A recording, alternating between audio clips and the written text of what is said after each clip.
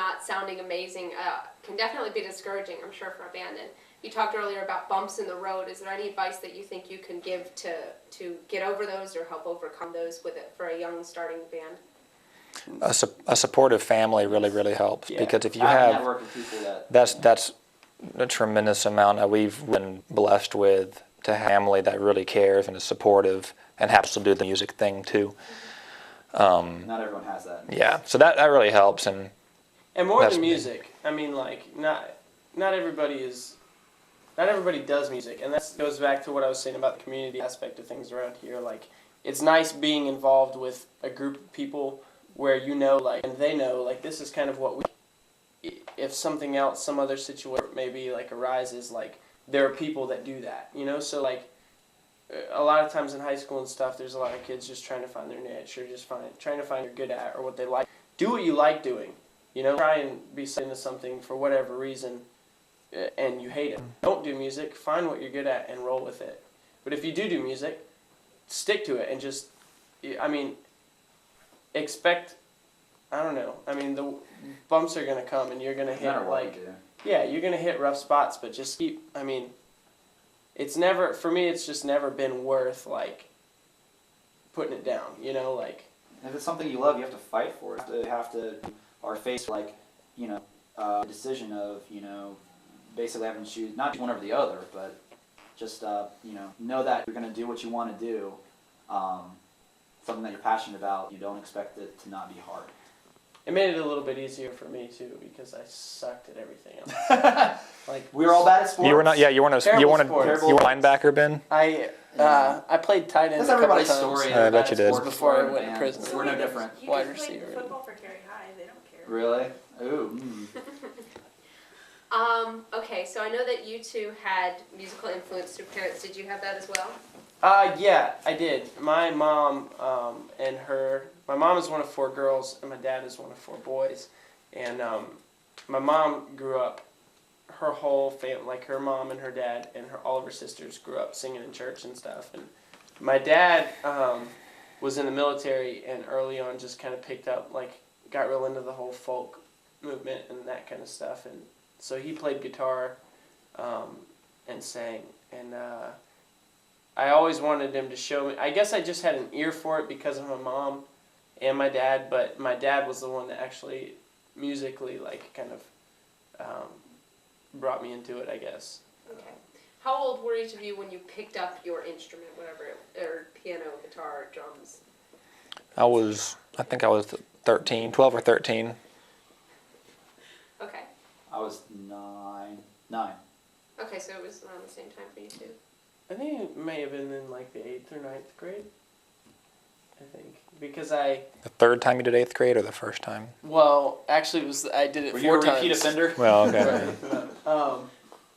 I did. I mean, my dad always had a guitar around the house, so I'm sure I picked it up before that. But the first time I picked it up with, like, intent to actually try and play it, was probably in the 8th or 9th grade, somewhere in there. Okay, and this kind of regards more to vocals. Did either one of you have any, like, classical training or, you know, specific teachers, or was it just kind of a natural? Both Mike and I's parents are classical musicians. Our dad's a piano professor over at Campbell University, and I did classical violin when I was much younger, and then I did piano, violin, trained with that classically, at least in the beginning, which is, you know, you hate it when you're doing it, but then you realize how important it is. So, to that I say, classical education all the way. I think, like I said, I think I just got most of it. I mean, by ear, just growing up around it and being around it. I never took lessons or anything. You don't have to. I didn't know that. Training. No. No. Yeah. Okay. So. Now, is it hard working with a sibling? And that actually can go for you, like, being between the two. Is that difficult for you guys? I forget that we're brothers. No, because they're both so sarcastic, and you never even know when to take them seriously. So there's a switch. Ben brings balance to the I have a force. That's what he's switch. doing. That's what. I developed a switch, so. It's okay. Other people have had to do that too. No, it'd probably be harder for them working with me and my brothers than it is for me working with them. as There's never brothers. been a there's never for some reason I mean obviously in other things in life we grew up together brothers, of course we've tiffs and squabbles and all sorts of that kind of stuff, but when we both have the same goal and we're both like after the same thing, you just kind of all the stupid stuff that people argue about really. And it happens in bands a lot. Bands like Need to Breathe and There's a lot of the it. Connells, Van Halen, yeah, Van Halen. Van Halen, Van Hagar. But yeah, there's lots and lots. It happens. Pantera. Yeah, that's right. It happens a lot of times, and I think it's because it's like we have that kind of the cliche story in that sense where we grew up together, we were able to practice together. It happened to work out that I didn't have to go to somebody's house to jam. We were already there, so it's very convenient. Yeah. So I think that's why a lot of Out bands. convenience, exactly what I it think is. that's why a lot of bands have the sibling thing. Okay. And then you mentioned Van Halen. This reminded me of a question I had earlier. What was inspiration for you guys? What bands specifically? Van Halen and Van Hagar or Van David Lee Roth. all of them. Anything Van Halen. That's pretty much all we listen to. Even Gary I said- Sharon, Van Halen 3. Not a fan. Okay. Yeah. So inspiration. Yeah. You know, like you're the Isn't it my life? You're the inspiration. Chicago, Right. the modulation. You're the modulation.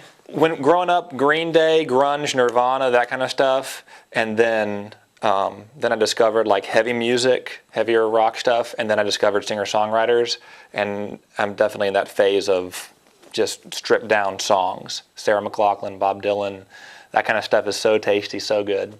Yeah, I started kind of folky because my dad was real into that, and there's certain folk groups and trios and stuff like that when I hear it just like rings a bell for me, and so that. But then other stuff. I mean, I started out just kind of. I grew up in kind of a conservative setting, and so I wasn't around a ton of radio music and stuff. But You then, got like Petra, yeah, Carmen. pray for rain. It's a good So band. I got like It's good stuff. into radio stuff at first, but then I never caught on to the Nirvana Nirvana? bandwagon. No? I didn't. For me, I was more like Pearl Jam. There was a little more talent involved. For That was me. way off the radar. Yeah, dude. But, Yeah, Pearl Jam and Nirvana, dude. That's like, Apples and oranges. But that stuff, a lot of singer-songwriter stuff, I really am influenced by, and a lot, yeah. Any groups in particular?